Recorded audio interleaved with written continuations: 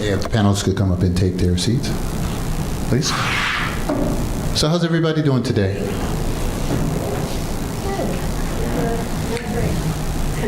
I'm glad we didn't have to twist your arm or pay you to come here, did we?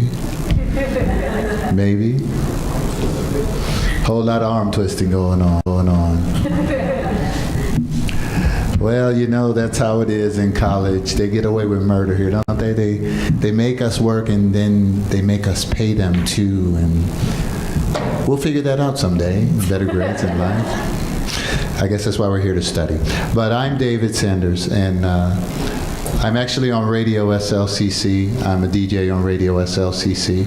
And I desired to go to the air so that we could bring the radio station closer to the student body. And I formed a club. It's called the Garden Party Club. And we're the sponsor for this event here today. And we wanted to have a discussion about how we can keep peace in our community. And so we call this the Community of Peace panel. And that's one thing that I've observed being here at Salt Lake Community College as a non-traditional older fellow, old school, back in school, I like to say, that we are inclusive. And inclusivity and diversity is our strength. And it's the future that you're headed into. And I'm glad to be able to see it. And so we want to support and encourage it. And so today we have 4 people here to discuss this. If you have seen the brochure, there were 4 hands on the brochure. And the 4 hands that we have for this, one is spirituality. Everyone has a degree of spirituality. One is ethics. Ethics is the way that we talk to each other and share our spirituality to find a common existence. The third one, though, is economy. We all have to make a living. We all have choice. We all have to live with those choices and live together. And then we have to be safe. So that's the 4th one, is security. And so what we start off with, we have with us today, our guest speaker is Rabbi Samuel Spector from Congregation Kol Ami. And he's here to actually introduce us to many things Jewish, all things Jewish, everything Jewish that's good for all of us. And he's been on campus all morning, and that's how devoted he is. And we're really glad to have him. Let's give him a hand. Also visiting with us today is Mr. J. Damian Scott. He's the gentleman next to your professor. Mr. J. Damian Scott, he is the Chief Operating Officer of Bedrock Special Projects, and he has consented to come in because he has a vast amount of close personal protection experience, security, and international span. Jim and I do some things together internationally, and it was really good of him to come here today so we can have a very balanced panel and look forward to being sure that we are inclusive of everyone. Thank you, Jim. Let's give him a hand. And then we have Professor Dennis Watson, and I asked him to come here in particular because, you know, I can say honestly, after having been in his class, I don't think I know anyone who knows Utah as well as he does. And I mean from the economic perspective, what's worked, plus also he used to be a banker, and then he chose to be a Bruin. And so that really has to count for something. So that's Professor Dennis Watson sitting next to the rabbi. Let's give him a hand. And then certainly last but not least, the person who has inspired me to take these steps out. You know, people say that, you know, these are kind of bubblegum courses, philosophy, right? Who comes and studies ethics and philosophy? And who does that, right? But after you start letting these things run through your mind, you find out that these are the things that you actually live every day. Humanities is what we all are. And that's very important. And I want to say that Professor Ananda Spike has really helped me to deal with some things. I'm a cancer survivor. I'm a senior cancer survivor, a 7-year cancer survivor, or 7.5, going on 8. Hopefully at least 8 more. Heaven granting. And so I want to say thank you and welcome to Professor Ananda Spike, who's going to be really taking control of the panel in just a minute. So let's give her a good hand.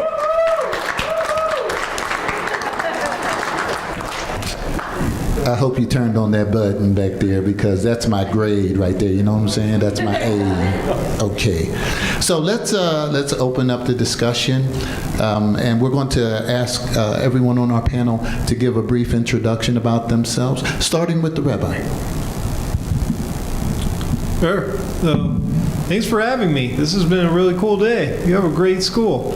And I'm very passionate about coming and speaking to students here. I grew up in Seattle, then I went to the very prestigious University of California, San Diego, like your professor. Yeah. Which college were you in, by the way? I was in.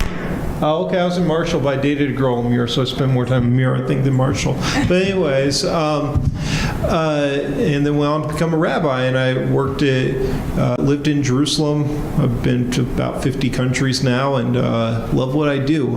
But part of why I've been in Utah for 5 months, and before coming here, I served as a rabbi in Los Angeles, where I was one of literally about 1,000 rabbis in Los Angeles, and was the president of my neighborhood's rabbi association. And just in my neighborhood, we had 70 rabbis.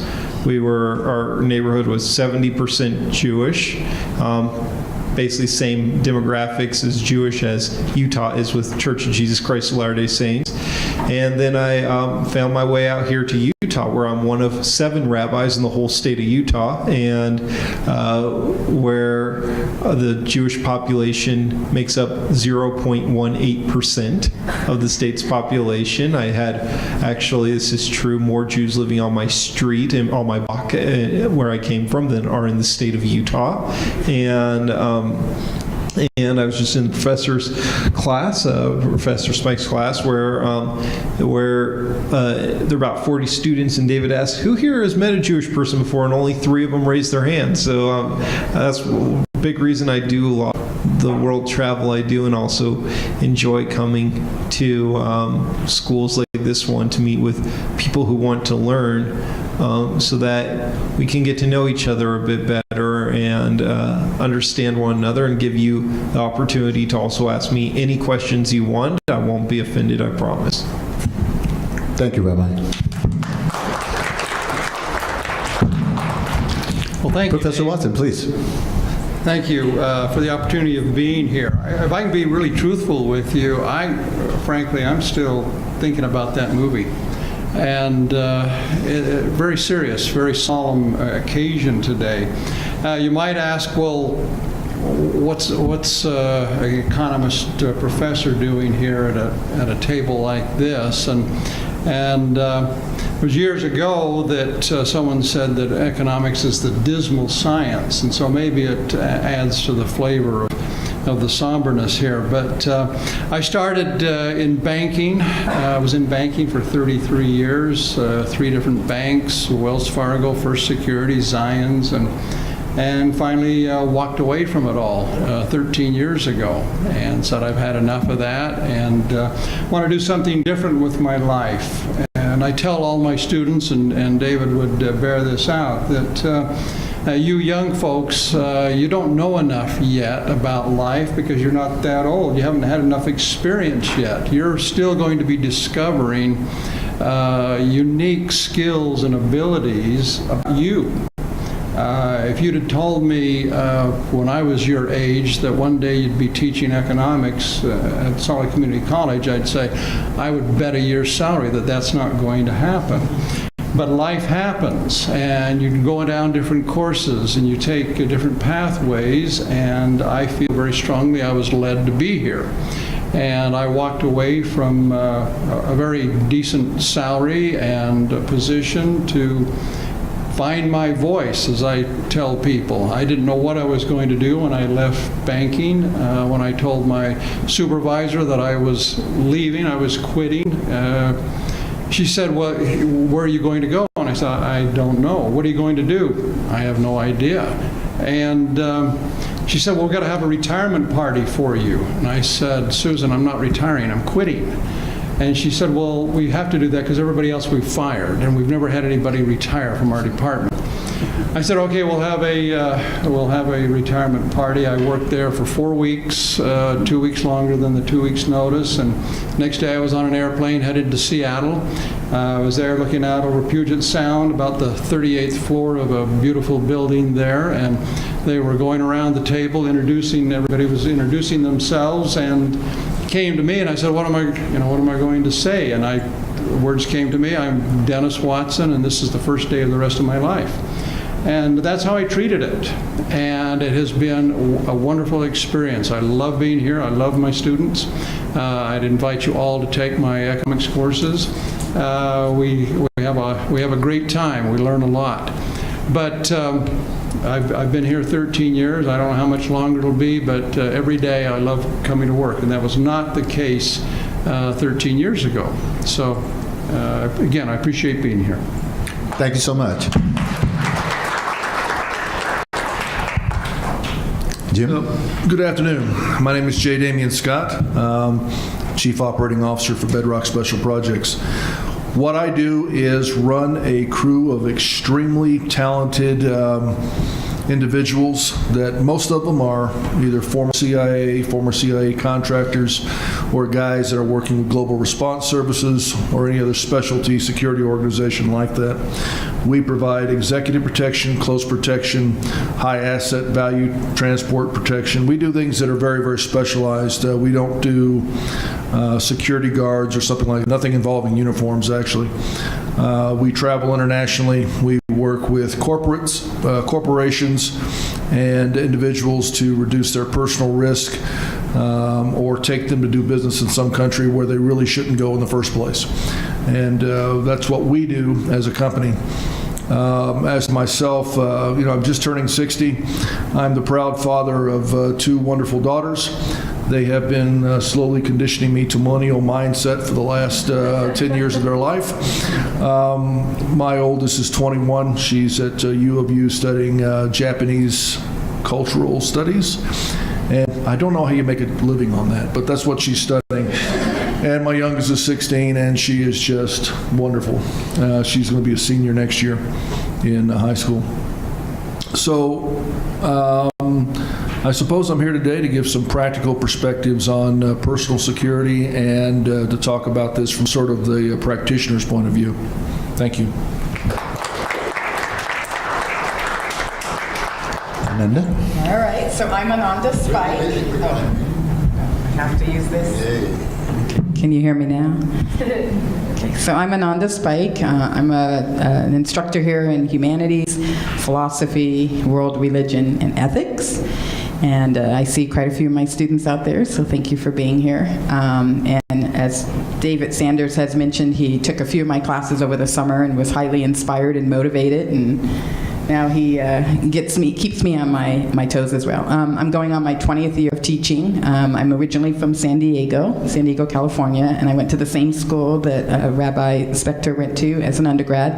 I have degrees from Northwestern University and DePaul University in Chicago. And I'm very passionate about teaching, and more specifically about teaching social ethics, philosophy, and how can we all get along. So all of my classes have sort of a cross-interdisciplinary approach, and so though I have half of my humanities students here and half of my philosophy students, our content in our class crosses. And I think in today's time, it's really important that we talk a lot about these social issues, especially with the current events that are going on in the news. And I'm very happy and honored to be on this panel today. So thank you, David, for organizing this.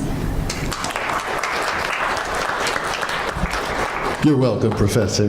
You're very, very welcome. Okay. Does anyone know what is today is the 30-day anniversary of the event that brought us here today? Well, we're going to ask, who? Go ahead, please. Did you have your hand up? Shooting at the Tree of Life Synagogue, yes, that's right. And we thought it very appropriate. Actually, it was just kind of coincidental. I needed to do an event for my club for this semester, and this was the only day open. The Oak Room was open, so just funny how things work out. But we're going to ask the Rabbi to give us his perspective on the event and give us any thoughts that he might have concerning that matter right now. The Tree of Life? Yeah, concerning the event. Yes. Thank you. Obviously, goes without saying that's a heartbreaking event. What happened? I mean, I spoke to Professor Spike's class about an hour ago, and I spoke about my grandfather and the village that he was born in what's today Ukraine, and how at one time, that village was 2/3 Jewish when he was born there. But if you go there today, people would say, oh, there's never been a Jewish person who lives here. And the reason why was on February 12th, 1941, the Nazi Einsatzgruppen came in and shot 1,500 people in one day. And most, even Holocaust scholars, have never even heard of my grandfather's village because that was such a small massacre. And so something I didn't talk to your class about that I should have is in Judaism, something big for us is collective memory. Any joyful moment that we experienced as a people, we all were there and we all experienced it. But any painful memory for our people was something that all of us have experienced. My friends in Los Angeles, a lot of the Jewish people in Los Angeles are Iranian Jewish people. And they'll talk about, well, when we went through the Holocaust and stuff, I'm like, your family's from Iran, but my family went through the Holocaust, not your family. But that's not the way that we think, because we have that collective memory. And so, yes, what happened to one of us is something that all of us experienced. There's a feeling that whenever one Jewish person is targeted, it's an attack on all of us, because really we're all. The reason that synagogue in Pittsburgh, Tree of Life Synagogue, which is a sister synagogue of my synagogue, was targeted was the week before they had a Shabbat, refugee Shabbat for refugee awareness. And my synagogue also had a refugee Shabbat that same day. That could have easily been us. And I found out after the shooting that many of the members of my synagogue grew up at that synagogue in Pittsburgh and had family who was there or knew people who were killed. We have this interconnectedness. So it's obviously, I mean, what are my thoughts on it? It's incredibly, of course, sad, and this was the worst anti-Semitic attack to happen in American history. Yet it's something that's not unfamiliar to us. I'm from Seattle, a place you just mentioned, and in 2006 in Seattle, there was a shooting at the Jewish Federation of Greater Seattle that shot 6 people. 5 years ago at my synagogue here, somebody shot out the windows. And the synagogue I just came from, we spent $300,000 a year on security. This is what every family paid, a $500 security fee. This is what so that's the economic component. I think about what else we could have been spending that $300,000 on. I think that with this incident, what's a reminder of is that my religion teaches that we're supposed to see holiness in others and godliness in others. And that's part of the reason I'm here, is so that you can actually see and talk to and get to know somebody from my very small minority community. The shooter, after carrying out this act, he was shot multiple times by police and injured and retreated into the synagogue with his gunshot wounds. And the people he had just been shooting rushed over and started tending to his wounds to help him. And when he was taken to the hospital, the nurse and doctor who operated on him were both Jewish. And so that's my thoughts on this, is that 3 days after this event, which was such a dark moment for us, we had over 700 people come to my synagogue for a vigil, most of whom weren't Jewish. And so the antidote to one person's hatred and ignorance is for us to be able to increase our ability to see holiness in one another.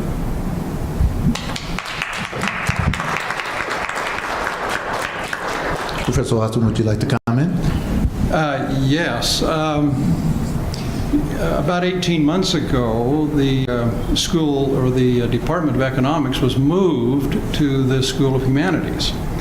And it may sound an odd placement to you.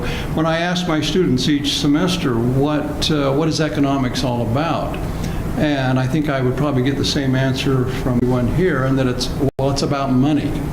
Well, it's not about money. Money is an important, critical element, but it's a social science. And when I say what is a social science, it's about people. And what we've become, what we are looking at, what is out there is a terrible fraying of the fabric of our society. And what causes that? And economists look at this and find out how people interact and maybe what causes this to happen. A number of years ago, Gary Becker, who was a Nobel Prize winner in economics, won that prize for his work on human capital. And human capital is the ability, that's why you're here in school. You're increasing your human capital. You want a return on your human capital. But you're not individuals. For the most part, you're an individual, but we work together as a society. We have to work in groups. That work has gone on now and has been elevated to another level of social capital. And how do we, as a group, whether faculty or students, be able to work together and to realize the synergies that exist right in this room? As each of you are developing your own human capital, that you hope to go out on the market someday and utilize that capital for your own benefit and for your family and so on and so forth. But how does it benefit society? How does it improve society? And right now, it needs a lot of improvement. And Senator Mike Lee, last year, vice chair of the Joint Economic Committee there in the House and in the Senate, commissioned work to be done to find out what's happening in our society. And you may not be surprised to learn that the breakdown of the family, the turning from religion, is identified as two of the significant factors that is making a change in our society. Now, some would say, well, that's not a bad thing. But if you look at the history and if you look at the evidence, there is a connection between turning from a religion, a faith-based organization, and giving up on relationships. There's some studies that have been done dealing with family and so forth. I just might share a couple of things with you as far as the family.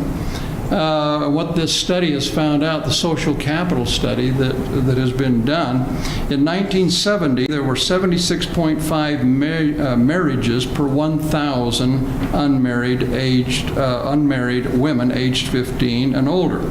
As of 2015, that rate had declined by more than half to 32%. Marriage is not what it used to be as far as a pillar of our society. In 1970, 56% of American families included at least one child, but by 2016, just 42% did.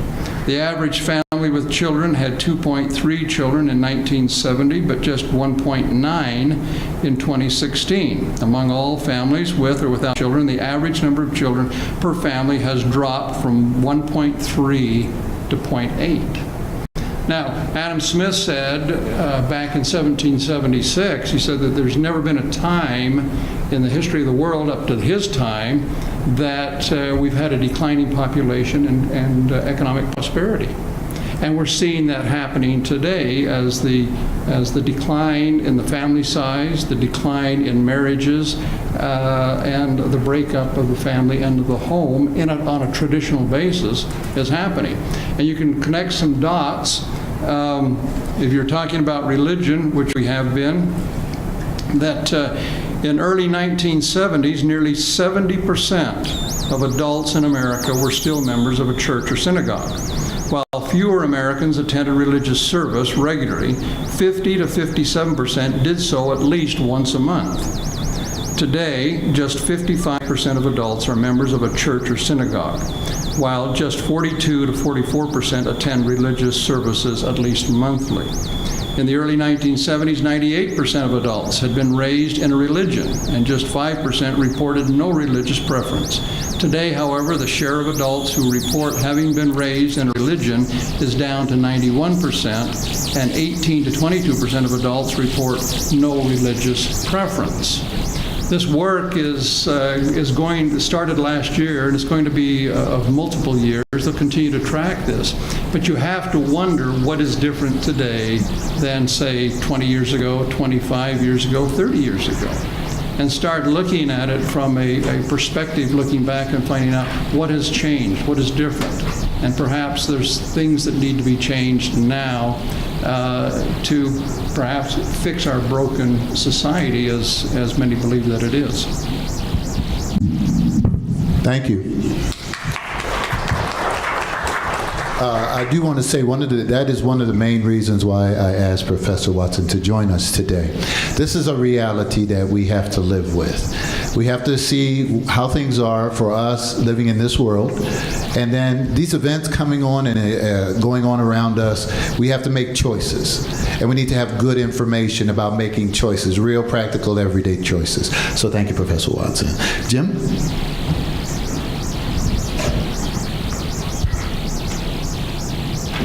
Sitting there listening to the rabbi, the power of what he was talking about struck me much more powerfully than I expected. I found my eyes actually a little bit watered up, and this is interesting for a man who's spent his years in combat zones, war zones, dealing with active shooter situations, dealing with all this violence in my life. But I've spent a great deal of my life living in foreign cultures, primarily Islamic. But I've dealt with people from literally all parts of the world. When it comes right down to the basic core of our society, family, we're all pretty much the same. And when you're talking about a loss within one of our communities, that's a loss that does have to affect all of us, and we need to learn those lessons from that. The shared experiences, the shared memories are not as powerful in our culture. When I say our, I'm making a broad generalization about American culture. But certainly I've been in communities where I've met two guys that live on the same street. One guy is Kurdish, one guy is from some other Persian community, and now they're arguing about something that took place 10,000 years ago, like it happened yesterday, because they have a long-term memory. When we talk about core concepts of world peace, it really boils down to you really have to look at the core element of your society, which is your loving relationships with people that are around you. When you turn away from family and you start doing things that are unethical and completely morally corrupt and all of this, regardless of what you may think that your religion is teaching you, if you start going in those directions, then society itself is built on those things, and everything else has to collapse in from there. We do have a complicated world right now. We were talking earlier, when I was in high school, I got out in '76. I can remember going to my show and tell right after Christmas and showing my new deer rifle in school. God forbid you did that nowadays. Of course, I was from Texas, and we drove to